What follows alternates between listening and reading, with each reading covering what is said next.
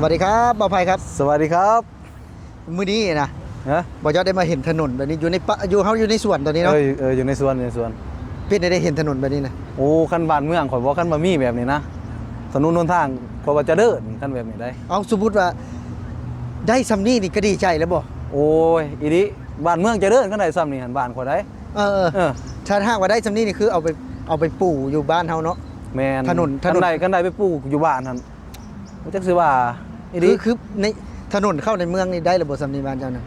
โอ้ยมันยังบ่ทันได้นะยังเป็นคุมเป็นวออยู่บางที่ถนนเฮ็ดน่านเนาะล้ำอยู่แต่ว่ามันก็ยังเป็นคุมทางขาดยังประมาณนี้นะโอ้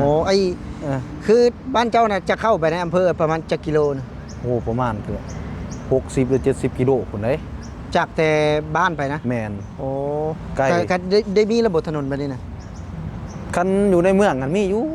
อ๋ออยู่ในเมืองเนาะอันนี้ถนนสวนซื่อนี่ก็ในสวนบ้านเขาบางทีถนนคนย่างซื่อนั่นนี่เบิ่งคลองน้ำสองน้ำเสียเขาเฮ็ดผู้จะเบิ่งเจ้าว่าถนนคนแล่นบ่แม่นนั่นนี่บ่แม่นถนนรถแล่นนี่ถนนคนย่างซื่อเด้ถนนคนแล่นแบบว่าเอา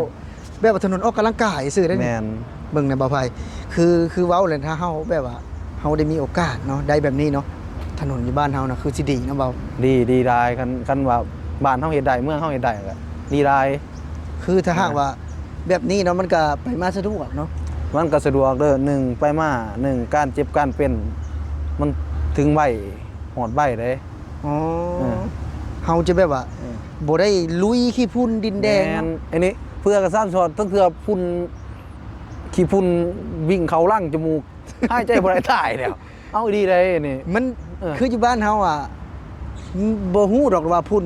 เป็นหยังก็ PM 2.5มีแต่พุ่นดินแดงกันเนาะโอ้ยมีแต่พุ่นดินแดงแล้วมันแก้วออกมาเป็นกาบยังหมูเอาดีเลยโอ้โหยังดอกบานเท่าหันมีแต่โอ้ขี้ไง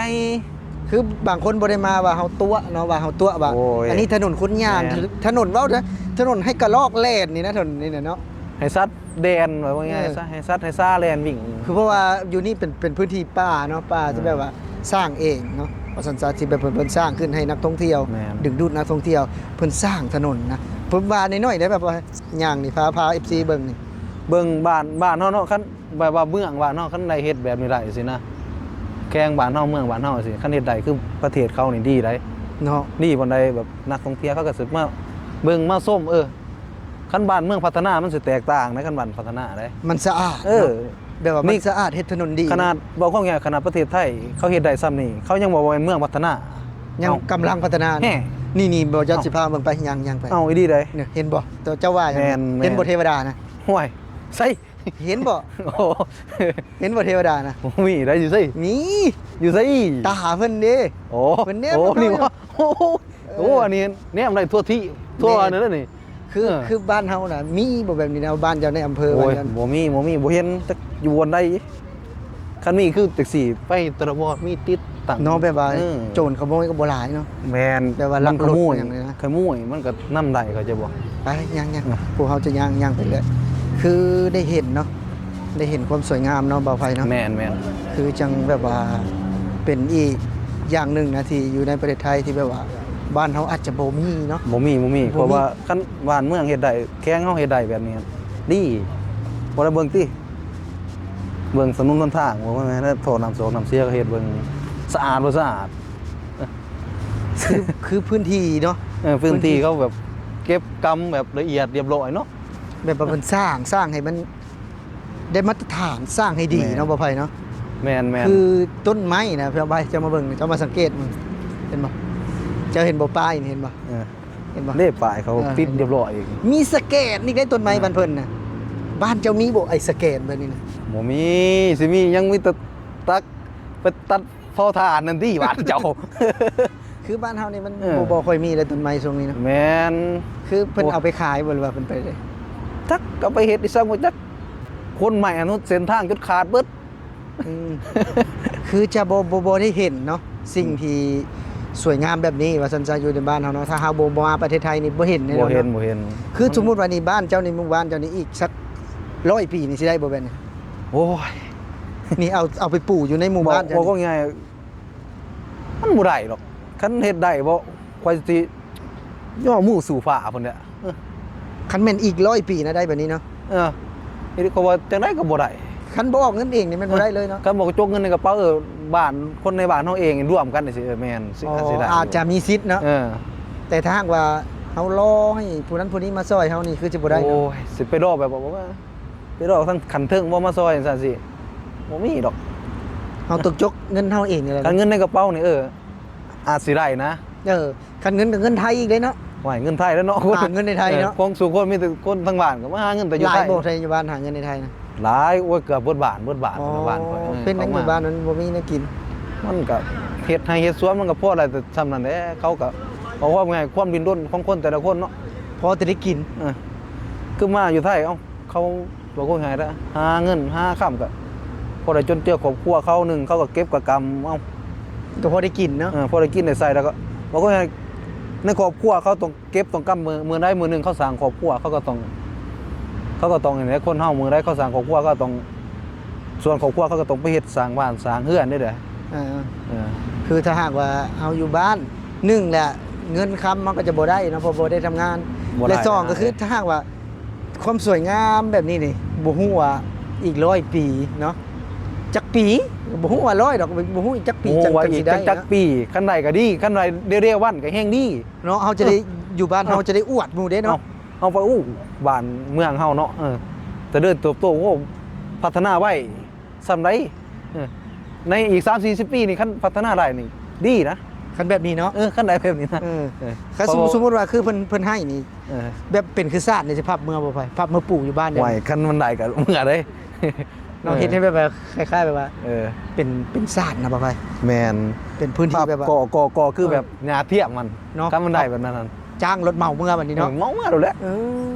คันแม่นได้เนาะ เงินเดือนก็วิ่งอยู่บ้าน ได้ แล้ว คือจังเฮาได้เห็นเฮาได้สัมผัสอยู่ในประเทศไทยนี่เฮาก็นำเสนอเนาะนี่ยังยกตัวอย่างนี่คือความสะอาดเป็นหยังมันจังสะอาดเบิ่งมาเบิ่งบ่ไผเดี๋ยวเพิ่นบ่ไปเบิ่ง แม่น ไอ้ทางขยะนะเบิ่ง ห่วย นี่บ้านเฮานี่ บ่มี ทางขยะนี่ยังบ่มีนี่ บ่มี นี่มันจะให้สะอาดได้ทางขยะมันยังบ่มีนะบ่ไผ บอกไว้ ขยะบ่แม่นขยะอย่างเดียวเด้บ่ไผเด้จะเบิ่งนะ บอกว่าง่ายแต่ขนาดห้องน้ำก็ยังหายากอยู่บ้านเฮา โอ้ ไม่ได้ ห้องน้ำก็บ่มี บอกว่าง่ายแล้วแต่ขนาดบอกว่าง่ายห้องไปบอลอื่นนี่สินะแบบไปแบบบอลแบบเที่ยวเล็กๆน้อยๆมันบอกปกติมันต้องมีห้องน้ำให้บ่ได้มีเด้ นี่บ่ไผเห็นบ่นี่ ปวดท้องก็เล่น เพิ่นก็เฮ็ดชัดเจนนะนี่นะ แม่นบ้างขวดบ้างทุ่งบ้างกล่องเห็นบ่เคยเฮ็ด นี่พี่น้องเนาะเพิ่นเฮ็ดชัดเจนนะบ่ไผเนาะ แม่นขวด ขยะ น้ำแม่น ทั่วไปเนาะขยะอาหารกระป๋อง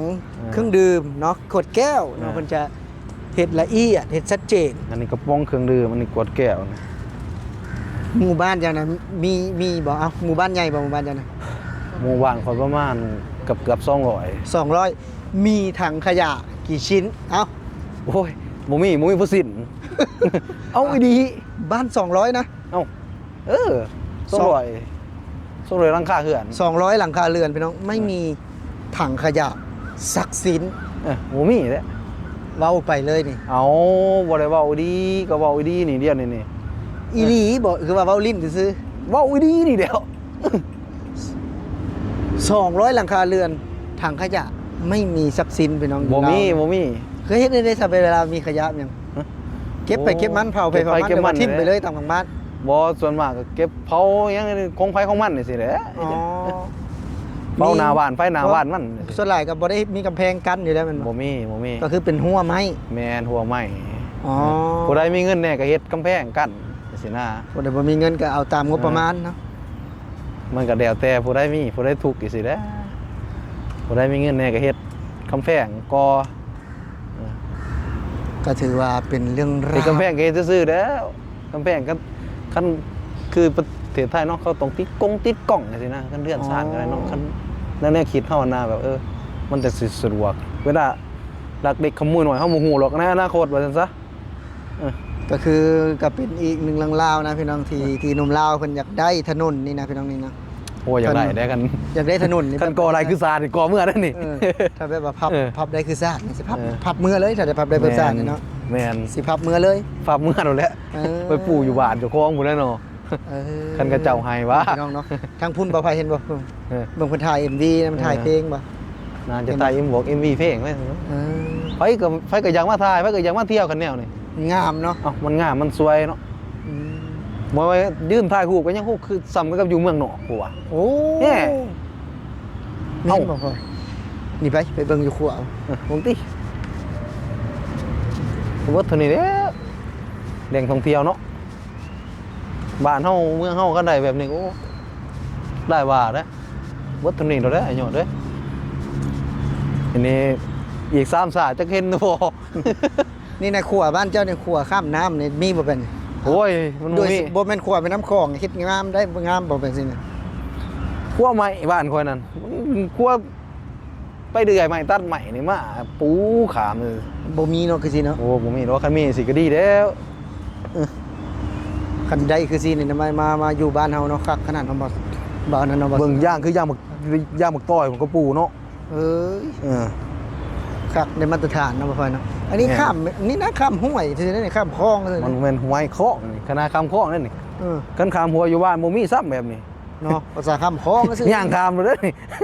เออ เพราะว่ามันงามได้เฮ็ดหยังก็คักเพราะว่างาม แม่นบางทีหวานเขาเฮ็ด นี่คือประเทศไทยเจ้าเบิ่งได้ทางเบิ่งเบิ่งนะผม โอ้ตึกก็งามบ่งามเนาะตุกก็อู้หูเห็นบ่ สถานีรถซื่อได้น่ะ เออ สถานีรถซื่อได้น่ะโอ้เนาะบ่ไผเนาะเอาบ่ไผนี่สิจบคลิปแหละแบบว่าคิดในใดที่ได้มาเหยียบแผ่นดินไทยแล้วเห็นสิ่งดีๆแบบนี้น่ะอยากได้เมื่อบ้านเฮาบ่ว่า อยากได้แต่ได้มาเหยียบก็ดีใจหลายแบบดีอกดีใจหลายแบบมีความสุข ถึงแบบว่า แต่ จะบ่ได้อยู่บ้านเฮาเนาะ แม่นถึงโมเมนต์อยู่บ้านเฮาแต่บ่อยู่บ้านเฮาก็ซ้ำอยู่บ้านเฮาแหละบอกว่าซ้ำชีวิตเฮาผู้หนึงเนี่ยอยู่ในนี่ เฮาอยู่ในนี่ ซ้ำเฮาพากไว้ชีวิตซ้ำพากชีวิตใบผู้หนึงเนี่ยอยู่ในนี่เอ้า เอาก็ขอบคุณหลายๆ สวัสดีครับ สวัสดีครับ